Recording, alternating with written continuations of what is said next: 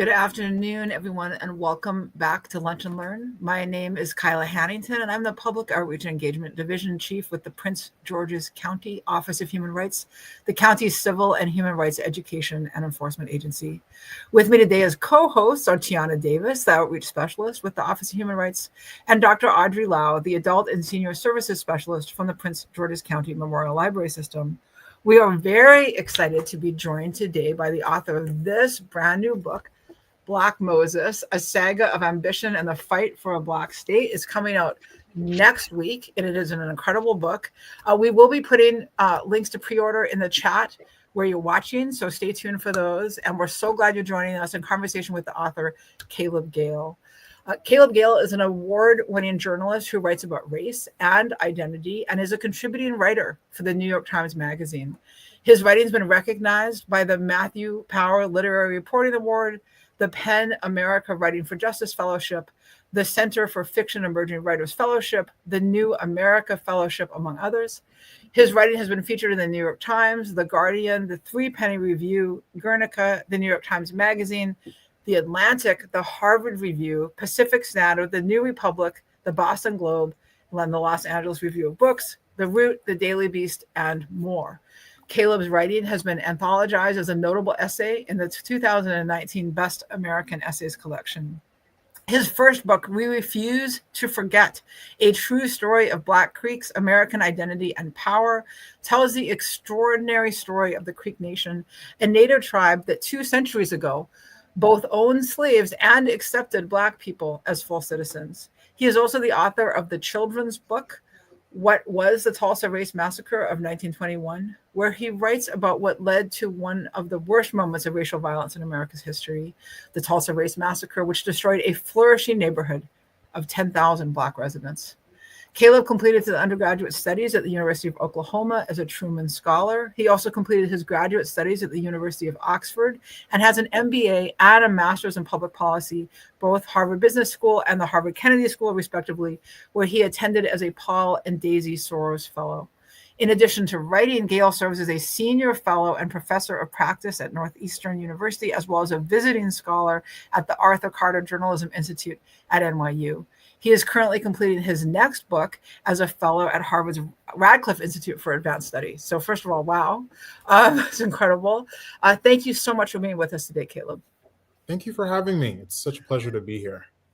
To get us started, could you take a few minutes to talk to us about this new book? I'd love to. Look, Black Moses tells the story of Edward Preston McCabe, someone that most of us probably haven't heard of. Sounds like a pretty official name, sounds like a pretty bourgeois kind of guy. But he was a man, most importantly, who dreamed, right, in the late 19th century of creating a Black governed state in, of all places, the American West. And he was born free in the North. I'm actually right now in Maine, just steps away from where he was born, because I'm doing another book talk in a couple of days. Though he was born free, he would migrate to first Wall Street to work as what we would today kind of consider a flunky on the investment banking floor, and then would go on to move to Chicago, like so many did, after being left feeling despondent about his straits in New York. As a Black man, he was never given the sort of courtesy or respect that he could, so he moved west to Chicago and then moved west again to Kansas, and eventually emerged as Kansas's state auditor, the first statewide elected official who was Black in the Old West. And then he threw himself into building these all-Black towns in what is now considered Oklahoma. And he believed that if enough Black families could claim land and power together, they could create what he considered true autonomy, both economic, political, and cultural. And as he would put it, away from the grip of white supremacy. And that was all before 1900. But for me, the book, for your listeners and viewers today, this book is deeply personal. As a kid, I never learned this history in school, yet I was surrounded by it in places that I wouldn't expect. When my Jamaican family moved from a place that a lot of Jamaican families happen to move to, New York, to Oklahoma, I remember trips to Walmart where we'd see kind of whole Black families on horseback riding to Walmart and hitching their horses. And I remember being a kid, 8 years old, like I had only seen these things in movies. And usually in those movies, those upon horseback were not Black people. But they evinced a story of autonomy that I, quite frankly, never knew about. Of a story of Black ascendance and aspiration and ambition that just seems so far from view. The story had been there all along, and it wasn't even hiding in plain sight. It was there, staring at me in the face, staring at a lot of other Oklahomans in the face, and Kansas in the face, and Texans, and a host of others who make up a good chunk of the American West. Black Moses is really dedicated to recovering those stories of audacity, of ambition, of the unfinished project of Black freedom in America. It asks us to consider what it takes to build safety, prosperity, and dignity when oftentimes the country we lived in then and now struggles to offer us the same. McCabe's dream and its limits, most importantly, still echo our fights that we have over land and wealth and prosperity and equity and equality today. I'm sure questions that oftentimes settle into our minds. And it offers, most importantly, as I conclude, an opportunity to put sometimes our faith in the trying, not always in the success of that trying. That trying in and of itself, in all of our varied ways, can be its own sort of salvation. I will jump in because, like you, this is new to me, Edward Preston McCabe. And that isn't something that I can usually say, right? Because I'm from Prince George's County, born and raised, a predominantly Black area. I went to predominantly Black schools. I had predominantly Black teachers. Not a lot of Black people can say that, right?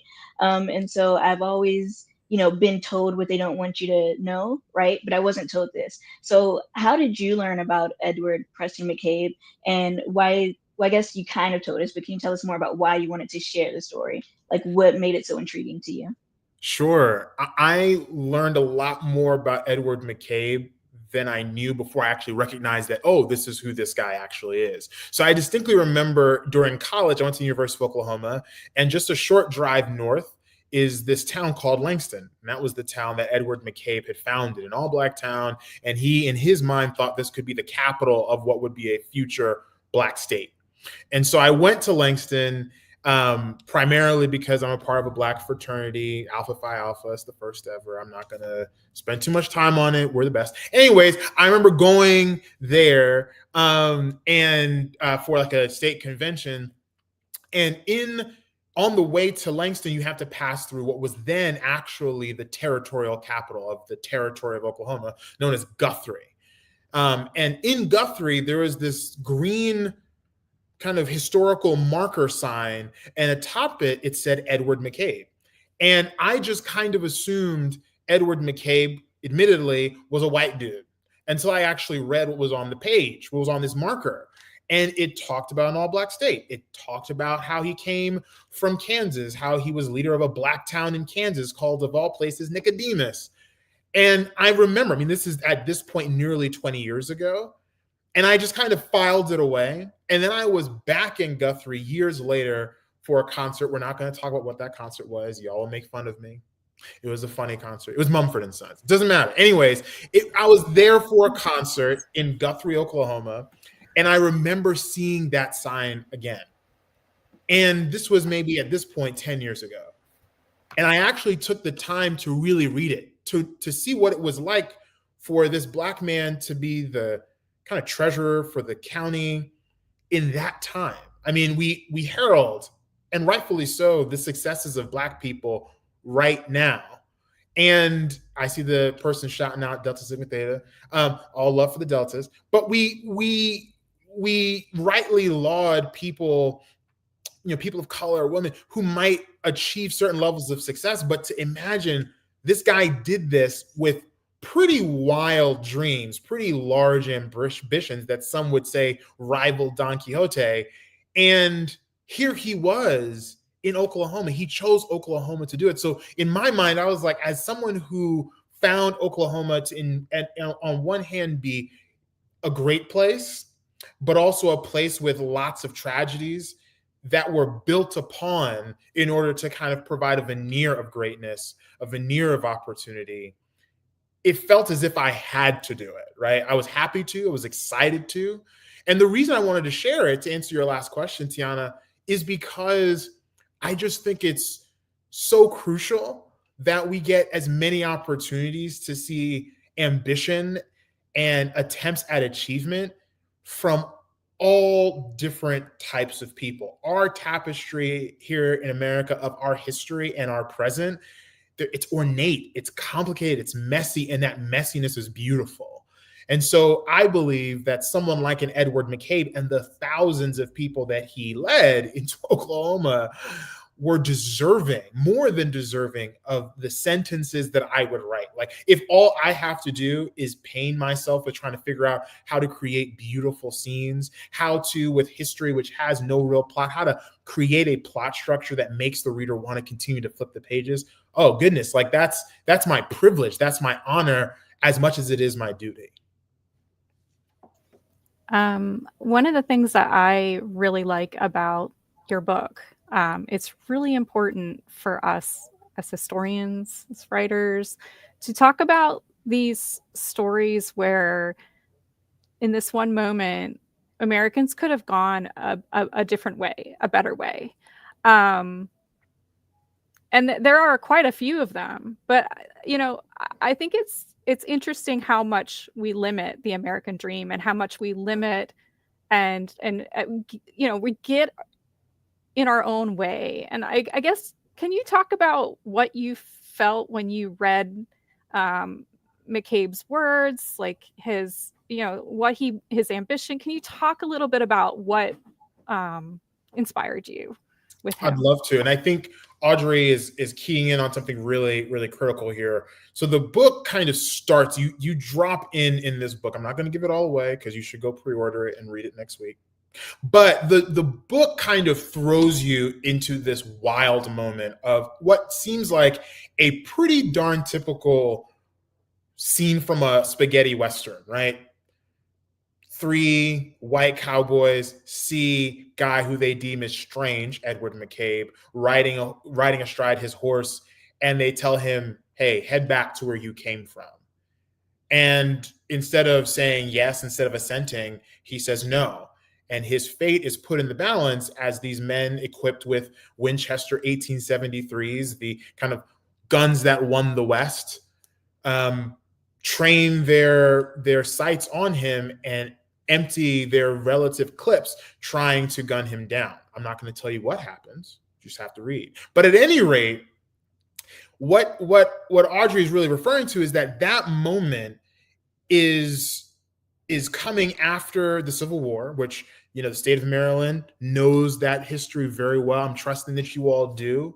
We enter very, very quickly, briskly after that into some semblance of a reconstruction where we say, look, yes, we need to pass the 13th, 14th, 15th Amendments, but we also need to try and do some things to try and make up for the damage done. But the reality is that none of those things beyond those amendments were very permanent. And none of those things provided the sort of comfort. In fact, what comfort it did provide was fairly cold comfort to a lot of Black people throughout the American South.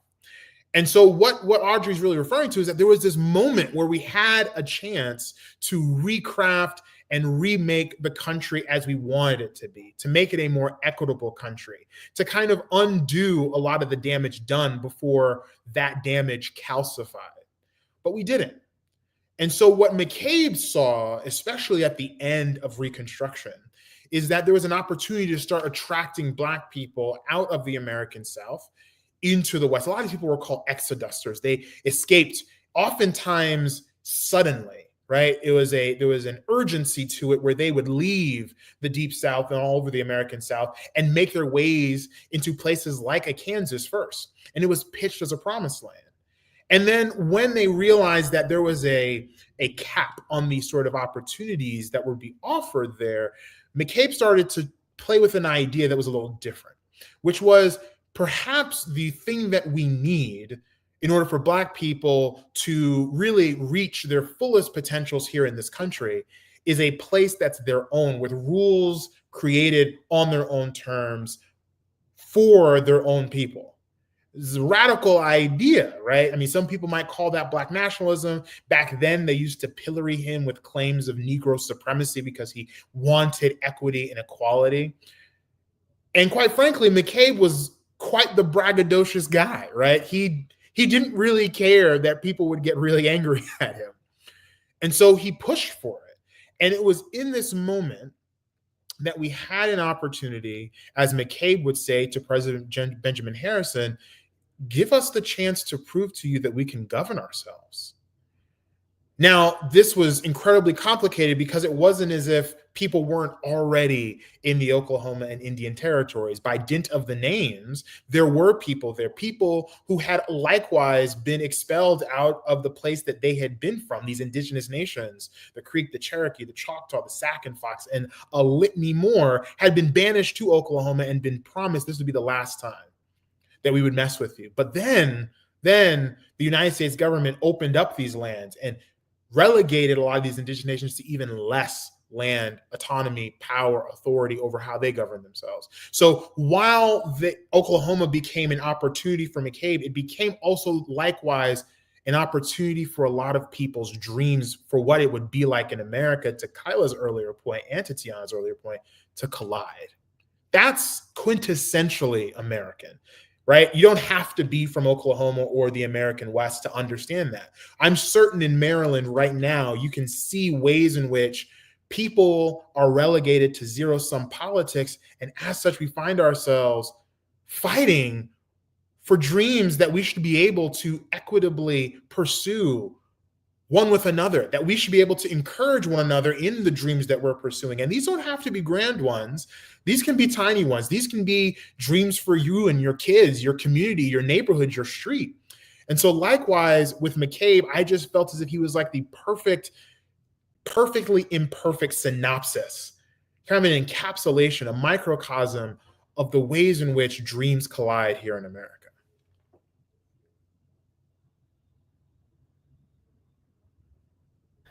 Sorry, I couldn't find my unmute button. I love this, and you mentioned something that I had. There's a whole series of things that as I was reading, I felt that there was such resonance with where we are in this contemporary moment. And so one of the things, I mean, you mentioned one of the things I had noted down, which was this idea or this accusation of Black supremacy. And you just mentioned that, and it's like, we see that now where Black efforts of equity, for leadership roles, for equal opportunity, often face these accusations of Black supremacy. The same. So here we are. If someone else do the math, maybe 130 years in the future, right? Is that and these same narratives are continuing. I mean, some of the other ones, I have many questions about this, but maybe I'll just summarize and you can speak to whichever one touches you. But this. There's a quote in the chapter of Come to Oklahoma. Every time a Black person ascended to leadership in any field, that person was expected to represent a diverse racial group. So again, not necessarily being themselves as an individual, but themselves as a representative for all of their people. And then the other thing that really jumped out at me on the same theme of the resonance for today, where really early in the book, you're talking about Anthony Burns. And you say what was new about the Burns's trial was that for perhaps the first time, the ugliness of racism was thrust onto the doorsteps of white Bostonians who otherwise claimed distance from the scourge of slavery. And that trial was in the 1850s. So that was 170 years ago. And yet we still keep butting up against people who claim distance from the legacy of slavery and also from, contemporary racism, and still seem to be surprised 170 years later when it is thrust upon their doorsteps. So can we talk about all of these ways that this book is all about today? Sure. I'll try and weave those threads together into something tangible for you all in terms of an answer. But I would say that you kind of keyed in on it, right? It would be, in some ways, yes, this book can be your momentary retreat from the craziness of the day, right? To venture on the road with people who weren't just escaping, but were leaving to go build something with the anticipation that other people would want to join them, in a place they had never been. And it's not 2025, right? This is 1891 and 1877. There are no pictures for them to look up on a Google. There is no Google. There is no DuckGoGo or GoGo or whatever search engine you might be using, right? In fact, these folks were taking on faith that something would be there for them. But to some extent, isn't that us now, right? When you decide to embark on a career, when you decide to participate in whatever is happening in your community, there's no guarantee that what you're doing is going to net out to be successful, right? So part of what I hope people take away from this, given how this book, yes, might be in some cases 170, in other cases 150 years old in terms of a lot of the people who are involved, it's very much about us today, in that, as I mentioned earlier, all we can do is try. And that, and to some extent, trying is its own salvation. However, also realizing that despite where we are in this country or in this world, we're relatively connected, that there's great proximity in our challenges, my challenges to your challenges, so on and so forth. That in fact, we are, as corny as it might sound to some people, we are in fact connected to one another, that our actions influence and impact those around us and those who we might never, ever meet. And so that's why, to some extent, yes, this book is very much about the here and now, because the actions of Edward McCabe were definitely impacting so many of the populations around him. And to some extent, a lot of what we find ourselves doing, especially in the fight for greater levels of equity, greater treatment of people, greater access to human rights that should be entitled to us, is that often we feel as if we are alone. But if we recognize that there's great proximity, that there are great interdependencies between groups, when we realize that we are in fact in a very large group of people who are trying to figure this thing out day by day, hopefully it lessens the blow. And that's part of the trick for Edward McCabe, is that he wasn't just standing on a rock saying, this is what will happen.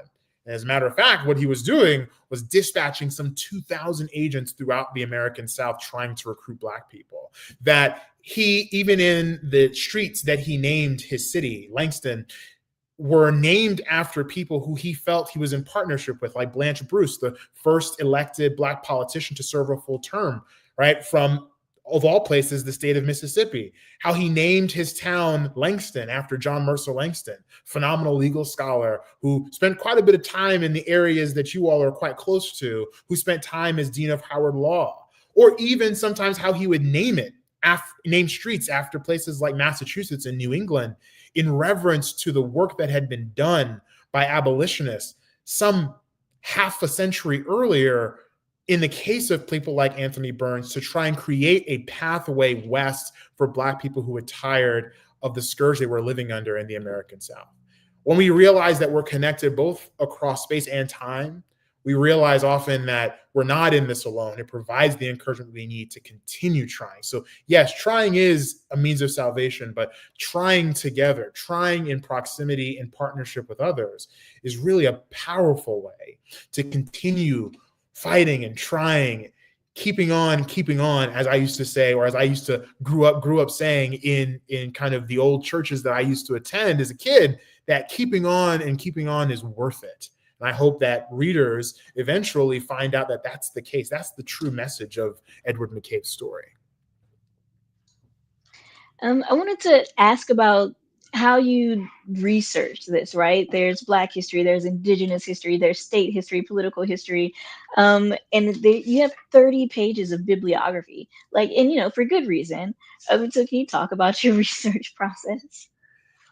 I would be happy to, and it's not just 30 pages of bibliography and notes. It's in very, very tiny font, because that's what the publisher wanted, such that we didn't over index on readers' willingness to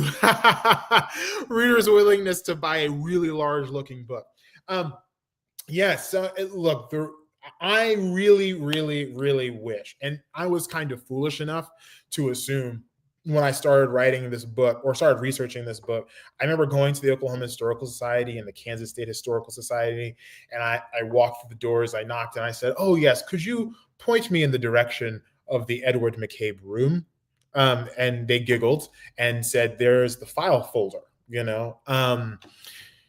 A lot of times, and Audrey as a historian can really understand this, the archives oftentimes don't reflect the experiences of people who aren't wealthy, white, male, straight individuals. And I want to be very clear, if your ancestors were poor and white, good luck trying to find them in the archival records. If your ancestors happen to be women or citizens of indigenous nations or Black or Hispanic, Latin, it doesn't matter. It's going to be really, really hard to find these fulsome records, right? We know what Winston Churchill liked to eat and what he liked to drink and when and how drunk he would get because he was a very wealthy, right? Incredibly wealthy, highly educated, literate leader of one of the largest, most powerful nations at the time. With McCabe, that wasn't the case. But I was lucky in that McCabe was an incredibly braggadocious, slightly arrogant guy. And so as such, he had his own newspapers. He did run for office. He did crisscross the entire state of Kansas soliciting endorsements from newspapers and politicians and local bigwigs at the time. And so to some extent, I had, yes, state archives of him signing off on railroad grants and whatnot in Kansas. I had those sorts of paper trails in the territories. I had investment bank records from Shreve and Kendrick, the bank that he worked for in New York. So it's really much more of an investigative process, similar to what a journalist will do, of someone who might be investigated today, right? And so to some extent, I was wearing both my historian hat and my journalist hat, really weaving together this story. It's just really hard, right? It's just very, very, very hard. There's a reason why there are something like 16,000 books in print about Abraham Lincoln, right? He wasn't just consequential. He also had an enormous amount of notes and interactions with people who spent copious amounts of hours copiously taking notes on what he said and keeping those records and keeping them in pristine condition. The last part that I would say is what's really fascinating to me and what was most pleasurable in this entire reporting experience, as those of you who have read the book already will see in the coda, the last chapter, I got to spend a lot of time with people who live in the places founded or led by McCabe. A lot of Black people who are, quite frankly, holding on to the remnants of this history, that their homes are veritable archives in and of themselves, that they are living embodiments of those archives. Meeting with someone like a Henrietta Hicks in Boley, Oklahoma, or the Clark family in Langston, these folks are well into their 90s or sometimes their hundreds. They're but a generation away from the work McCabe did. So their oral histories really help to round out, not fill in the gaps, but round out to make more buttressed and powerful these stories that would otherwise be lost to time. And without these individuals, without Angela Bates and Nicodemus, Kansas, I would have never been able to do this work. And so quite frankly, it was really rooting a lot of this work in the elders who came before that really helped to make this book happen. And it wouldn't have been possible at all in any way, shape, or form without them. It's always fun to think about contemporary people, like people who lived at the same time. And it reminded me when you spoke briefly about Frederick Douglass and some of the other Black leaders like Blanche K. Bruce and things. And I had never heard of McCabe. And it's as someone who's gone to school and studied the 19th century, it was a little embarrassing. It was. But at the same point, it's one of those things. I think there's gaps in our historiographies, and I think that this book really points to two things. I mean, you fill McCabe, which is great, and I think that in and of itself, that's really important. But the other thing that's kind of slides in there is the amount of effort that white people in this era took. Like, I mean, woke up that day and was like, these people are coming into my state and I don't want it. So I'm going to go out and make myself, make it known that I don't like them. And, can you talk a little bit about that gap in historiography and what are some of the ways that we can emphasize that? Because it fascinates me that there are so many white people out there in the 19th century who are just like, instead of going about their day and milking the cow and doing whatever, they are, getting their guns and walking into a town square and saying, that American dream doesn't apply to you. Can you talk a little bit about that? Happy to. I think it's really important to always make sure we realize that individuals are never the full explanation of larger stories about how our country made decisions and the ways in which it didn't. That in many cases, a lot of those white people, not to provide empathy for them, a lot of them were pretty darn poor, pretty darn relegated to some rigged rules, right? The system was rigged to entice them to participate in the same activities. Go homestead, go found a town, go put your stake in the ground and it'll be yours. And those folks likewise were losing. Now they had the privilege of, yes, being white. And so as such, they could marshal resources that a lot of Black people or a lot of citizens of indigenous nations could not. But in that system that was rigged against them, against working people, they didn't have much of a middle class back then, but what you would probably consider in today's context, maybe lower income or middle income, those folks were not designed to be successful. And so as such, it became easier for rhetoric to take hold such that people who were white and unaffected by the free movement of Black people could then accuse those Black people of the problems that they were facing. They could pin it on those individuals, even if separately and apart, those two groups would not have offended, impeded, or structurally impaired the pursuit of their own dreams, right? And so as such, it's really important to remember that. But when you look at Edward McCabe's work, in many cases, he was taking as a given that, especially in Oklahoma, where the very first law passed in Oklahoma's history was a Jim Crow law to prevent Black people and white people from riding in the same train cars. That was the main mode of transportation into Oklahoma. He took as a given that it might not be the case that there would be comity, that there would be togetherness between Black and white people inscribed in the law to prevent the spread of Jim Crow from the American South into the American West, like Oklahoma. And so that's why he was founding a lot of these Black towns. He was creating this opportunity or a solution, as he saw it, for a lot of the angst and anger and vitriol that was targeted towards Black people. But yes, as you mentioned, Audrey, in many cases, it seemed like that not even that was enough. That if he was going to take on their terms, look, fine, separate but equal, I will do my best to service the people in my towns that I've created, yet and still that was not enough. Yet and still it wasn't enough. So then what lessons do we know can we glean from that today? Well, today, perhaps we should start with understanding that that individual who might not necessarily see things the way I do might likewise be operating in a system that's very zero-sum, that doesn't think about things in terms of shared purpose and common goals, that perhaps we do want really good opportunities for our kids, for our loved ones, for our elderly people. Like perhaps those are things that we can want, and that the pitting against one another is not our doing near as much, even though we might be complicit in it. It's not as much our doing as it might be a systemic issue at work.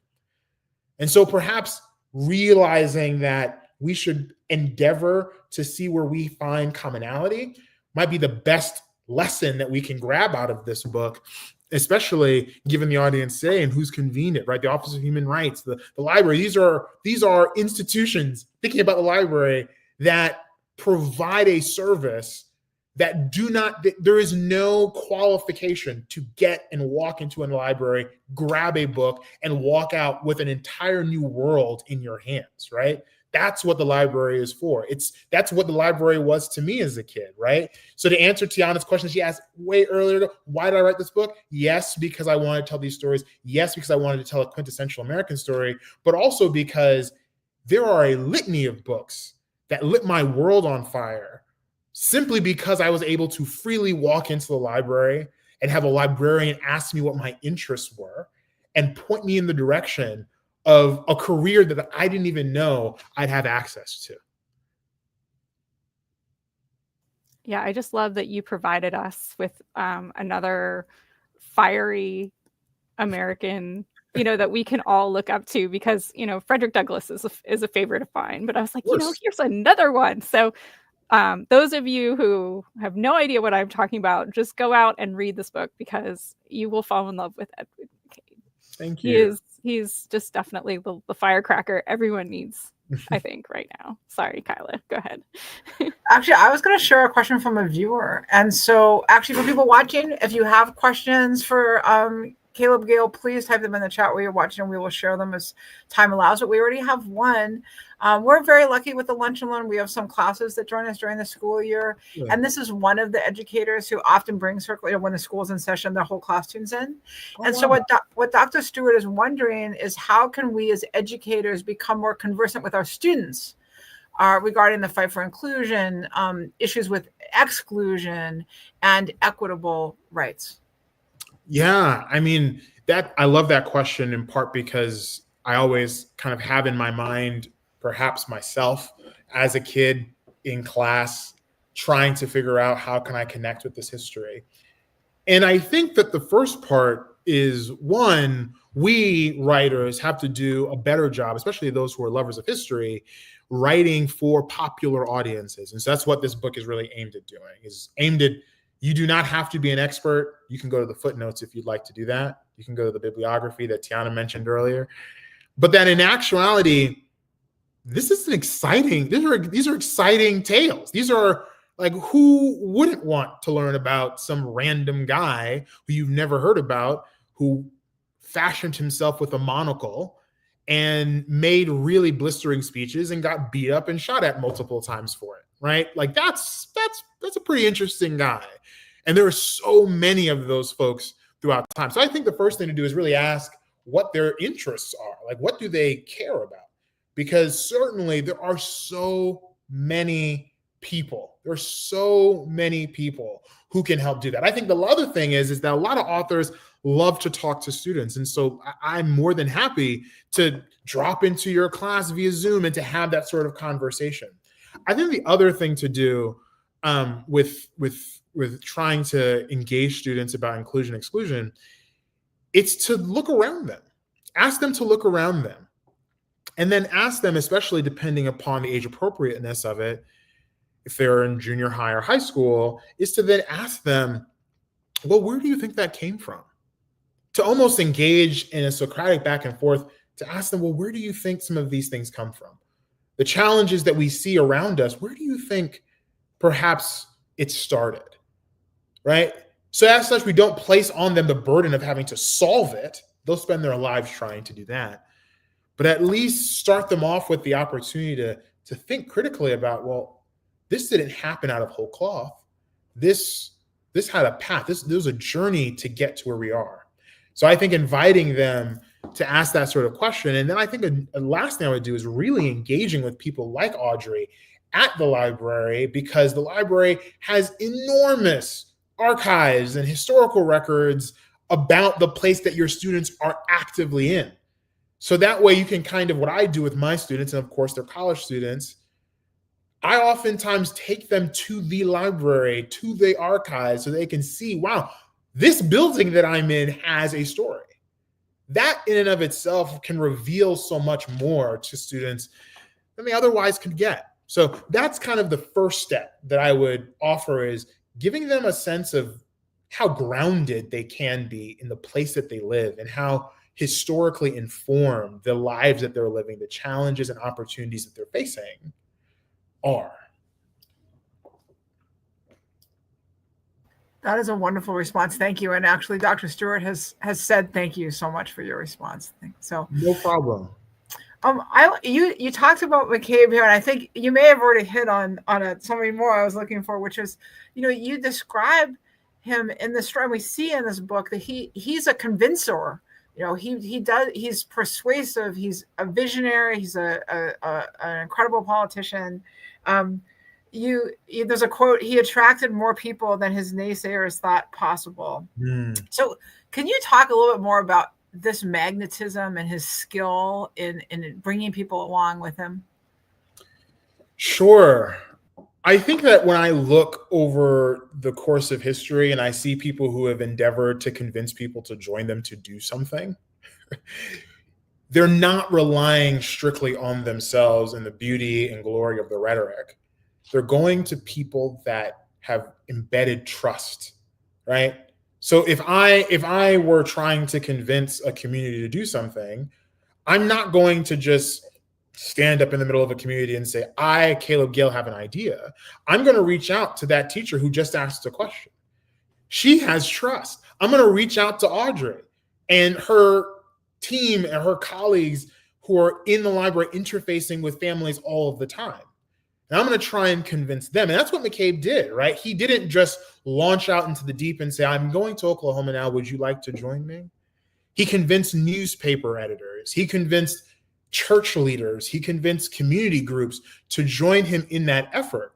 And as such, he wasn't having to do all of the work. He wasn't having to convince people. Maybe he was answering a question here and there, but he was spending the time building a coalition of support, a community of support for himself and for the people he led, such that he wouldn't be alone in it. And so I think that's part of what happens. And you see very clearly in the book that he was calling, not really literally calling, because it was the 1870s, but he was asking and calling upon the support of people who had embedded trust. And I think that's one of the core lessons today, right? Like, how do we get people to go along with us? Mm-hmm. Well, it's oftentimes finding where people go and who do they trust already. Right. Thank you so much for that. I'm going to hand this back to Audrey and Tiana, but I do want to share a comment that just came in from Tracy Jones, who is a Langston University graduate and is overjoyed to see the history of Oklahoma and Edward P. McCabe being shared. So I just wanted to make sure you saw that. Well, that's so special. Thank you so much, Tracy. All right. And Audrey, Tiana, I'll hand it back to you. Thanks for giving me the space. Okay, I'll go. So you, when you were crafting this story, because it is a story, and I love that you wanted it to be something that everyone can read, because that's a lot of times where historians go wrong. It's like I don't want to say wrong, but it's like they're writing for the academy as opposed. I wanted my dad to be able to read my dissertation and be like, this is a great story. I want to learn about more. So I guess when you were researching and when you were writing this, were there things that you came across that you're like, oh, like you talked about filing away McCabe when you first heard about him. Was there anything that you came across that you were just like, oh, someone should write that, or this is a really great book? Can you talk a little bit about that process? I know we talked a little bit about sources, but for me, I was always fascinated by the weird things I came across in the archive that I had no use for, but like were kind of fun. There are so many instances in which I went down a rabbit hole and gave my editor 100 pages of something he would say, that's a great sentence. Thank you. And so there are too many to count, but I think the most entertaining one that I found was the work of clerks. Now that might sound super boring, right? But for a lot of us, we think a lot about kind of how to get ahead in America today. You work hard, maybe you go to college, maybe you get a degree, maybe you work in this job or that job, you get these skills or what have you. But despite all the getting of skills and talents that you might have gotten back in that day, especially in the heady days of the late 19th century, think like the Gilded Age that some of you might be watching on HBO. I know I'm obsessed with it. I know we all have questions about what Marion should or should not do with said son of George Russell. So that all said, if you watch that show, there's such a rich degree of truth snuck into the fiction of that story, because for a lot of people, as McCabe would encounter, like if you wanted to get ahead, well, if you weren't well connected, you couldn't get an apprenticeship, which was the way in which you might become a master architect, a master contractor, so on and so forth. And that was your way of getting ahead. But then something emerged, which was clerking, where if you were aggressive enough, if you were ostentatious enough, if you were in a store or a business of some kind where the boss said, you know what, go for it, you could potentially get ahead. The most singular example that I'm certain must have been stuck in Edward McCabe's head was when he went to Chicago to work for Potter Palmer. Well, Potter Palmer had several clerks, some of whom became infinitely wealthy and powerful, like the Marshall Field store or Marshall Field and Leiter. And some of you might not remember the days of Marshall Field, right? But before they were acquired by Macy's, it was one of the largest department stores. And so to some extent, these guys weren't well connected. They weren't rich. They didn't have a bunch of perfect connections in the right places. So they didn't go the apprenticeship route. They went the clerkship route. So I became fascinated by clerks because to some extent, they kind of encapsulated American ambition. They were folks who didn't have the connections. I'm sure many of you on this Zoom, or not a Zoom, but this video webinar, and those who might watch days and months after might likewise be wondering, like, how can I get ahead? How can my kids get ahead? And quite frankly, I think back to the examples of the clerks. I think back to McCabe's frustration about being a clerk in New York and really being remanded to only picking up trash and doing what he considered to be things below his station. And so part of what I loved about this book was using McCabe as a way of capturing the frustrations that a lot of us feel and a lot of people felt for sure back then, that they wanted to get ahead, but perhaps they weren't born into the right family. They didn't attend the right school. Maybe they didn't have all the wonderful connections, but they could still make a way of it in their own way, perhaps as a clerk. And there are many, many examples of ways we can get ahead now, but I understand and empathize with that frustration. I felt it myself, and I imagine lots of you have as well. Oh wait, before you, just real quick, just in case you don't know, your editor is Jake Morrissey, correct? Who Yes. Also is the editor of Marlon James, who is fantastic. So you are well in good company, but I just think that's great that you wrote good sentences. And I just want to say that I found out about hot sauce and cowpeas. I'm just going to leave it at that. But go ahead, Yana. Thank you. I wanted to veer away from the book for just a quick second. Sure. This book, Black Moses, comes out in just about a week. I think almost exactly a week, right? Exactly a week. So what do the next 7 days look like for you? Like, how do you prepare for the release of a new book? Oh boy. I first of all, shout out to my very patient and loving wife who has her own job that's very busy. And so shout out to her. You guys keep her in your thoughts and prayers and hopes and all that stuff, because, light a candle for her, say some wishes, light some incense, because it's going to be hellish for her, because I'm going to be away. I'm away right now, right? I have an event in a day here in Maine where, funny enough, McCabe spent a lot of his time, a lot of his youth. And then from there, it's planning just an inordinate amount of radio and podcasts and television interviews. We do a bunch of tapings of interviews on Saturday and Sunday. And then I fly for several days to do multiple stops in Oklahoma and then Kansas and then back to Kansas again and over to DC and Texas. And so what my life consists of now is really learning just how efficiently I can pack. That's really what's on my mind most of all. Like, how well can I pack a carry-on? Do I really want to check any luggage? These are the main questions that I'm thinking about, but I'm super excited because there is a lot of excitement about what people seem excited. And so as such, there are many events on the calendar, and I'm doing my best to try and fit as many of them on that calendar as possible, given, again, the extended patience of my loving wife. So that's what the next few days look like. They look very, very, very busy, but I'm so excited to be here with you all. I mean, it is an honor for us to get to have a pre-launch event. I mean, really. And when we got these, I mean, we were very fortunate on our end because we get some ARCs, advanced reader copies, and just know that we were holding in our hands something that is, a dynamite book, and that people are very interested in, and it's really, really important. I do have a question, also pivoting away from this book. I did hear in that you're working on something else. Do you want to talk to us about what you're working on? I mean, can we hear what we have to look forward to?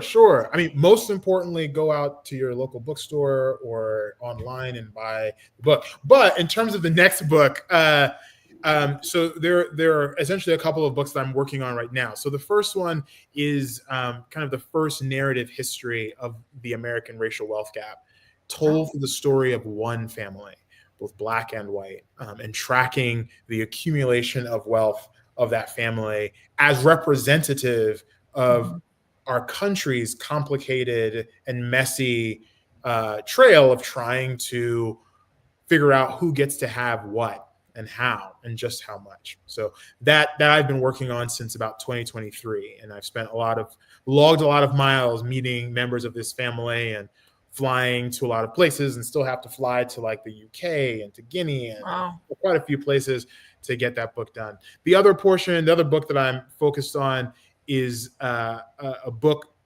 that's very much trying to tell the reader that if you really want to understand American celebrity, American political power, they really have to spend some time with one of the godfathers of the American prosperity gospel movement, a guy named Father Divine, who was for many a rollicking, tax evading, dodgy preacher man who amassed a massive fortune and influenced millions of people, but also someone who was able to elide and evade the significant investigations of the FBI into his many, many crooked dealings. So that story likewise is trying to do what all these books have done, which is tell these quintessentially American story, except this time we're going to go with someone who's very much a crook, or at least was a crook.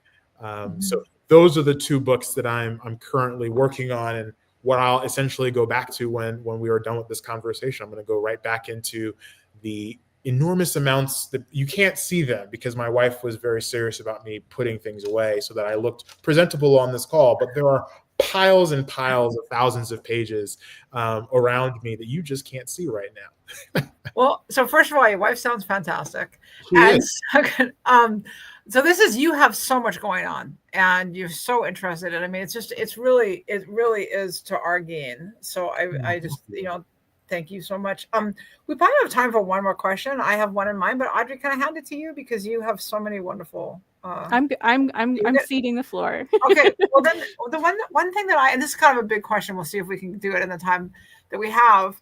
Is one of the things, again, as I was reading the colonization and this idea of the right to land and whose land is it and who gets to decide whose land it is really a central issue in the book. And I think I had a couple of different points about areas that I saw. Again, it's kind of a big question. So one of them, of course, the American Colonization Society, this pre-war effort to turn enslaved, and this is your quote, enslaved into colonizers outside of America, which is, again, white people determining, though, where Black folks should live.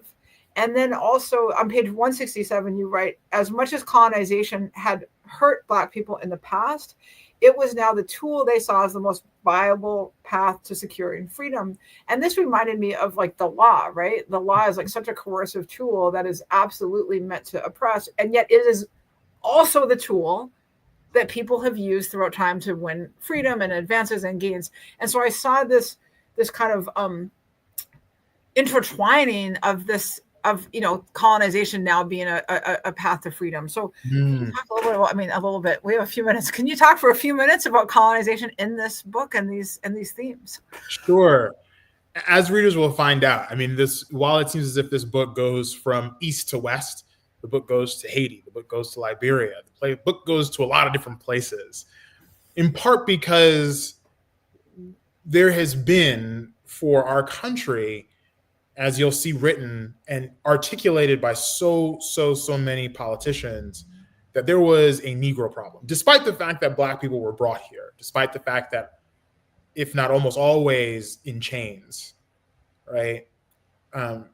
What then happens when we got freedom was a continuous question that was being mulled over by the very same politicians who had declared Black people to be a problem.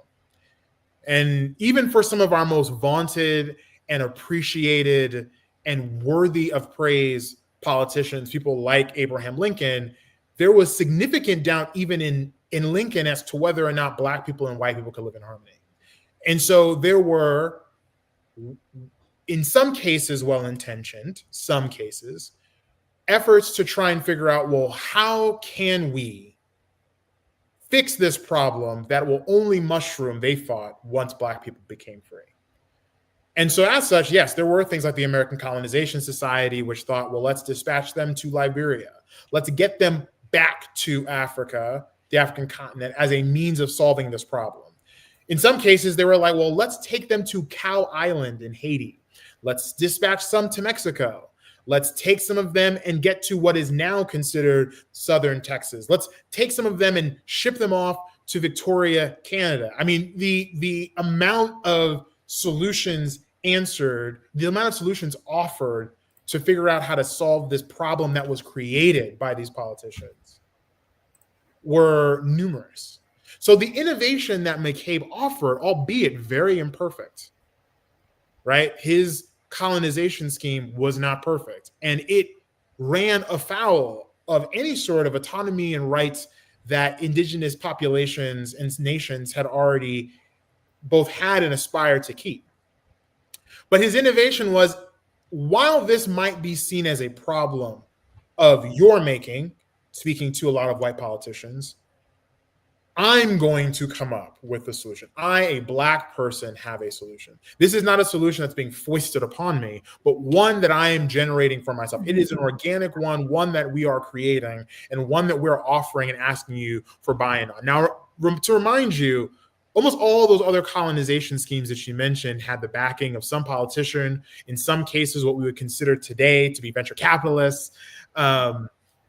People like Charles Tuckerman and James Forbes, really established, well-known names. Leonard Jerome, people who kind of founded things in and around the era of the Gilded Age. We just keep coming back to that wonderful show. But it's interesting to see that when the solution was offered by Black people for Black people, there wouldn't be institutional investors to be found. Mm-hmm. And so what's interesting is, we have to kind of consider is, when it comes to efforts at equity, what happens when from top to bottom, we decide to invest in ideas that are generated by the very communities we're trying to help? That's the lingering question for me as I look back on this work and in these past 5 years of researching and writing it, is what happens if we collectively decide to invest in the very people who are asking for the help, who have come up with the ideas for the help themselves. Right. I love the idea that, you know, you're not just investing in ideas, but you're investing in those people, like their dreams, their, you know, one of the more, you know, beautiful parts of this book is this red thread of this desire, and this, you really do it so well, is, you know, let us make these self-sustaining communities. We've got what it takes. Let us know tree freedom. And I love this quote, a life under their own banner. I love that. And I wish and I hope that that's where we're working for now, as opposed to, like you said, it's a problem. People shouldn't be seen as problems. They should be seen as, this is an opportunity. These people can change so much, and they could cure cancer, they could do all these things, and we're holding them back, and we need to I love that part about this book so much. It's there almost every chapter. I appreciate that. That means so much to me. I'm so glad that resonated with you. So unfortunately we are out of time. We're a little bit past time, but I'll try and speak fast. Caleb, it has been awesome having you with us today. Thank you so much. What an honor to get to. It's been an honor to get to talk to you. For those of you watching, whether you're joining us live or tuning in on demand later, thank you for sharing your time with us. You are why we do what we do. And the very best way that you can support Caleb and learn more about this really wonderful story and deep resonant story is to buy the book. It does come out next week, exactly a week from today. You can pre-order it right now from your favorite independent bookstore online, through the publisher link, which we have put several times in the chat where you're watching. You can also go to Caleb Gayle's website, calebgayle.com, to get more information.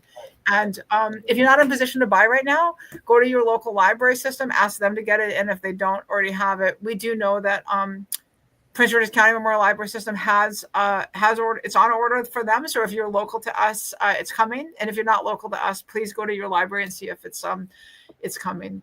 It really is an important story to read more about. We do have a number of other great events coming for you all. But first, come visit the Office of Human Rights tonight at National Night Out at one of these locations: Glen Arden, Fairmont Heights, Bowie, Accokeek, Greenbelt, that'll be me, Hyattsville, Brentwood, Upper Marlboro, Glen Arden, you'll see Tiana. I'm just saying if you want to find us.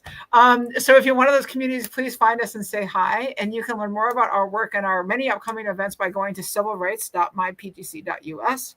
That was really fast. Hopefully you got it. And you check out the many things the library has going on by going to pgcmls.info/events. While you're doing that, do take some time to go to Caleb Gayle's website again, calebgayle.com. Again, thank you all for being here. And Caleb, again, it has really been an absolute pleasure. Thank you. It's been an honor for me. Thank you all for making the time. Right.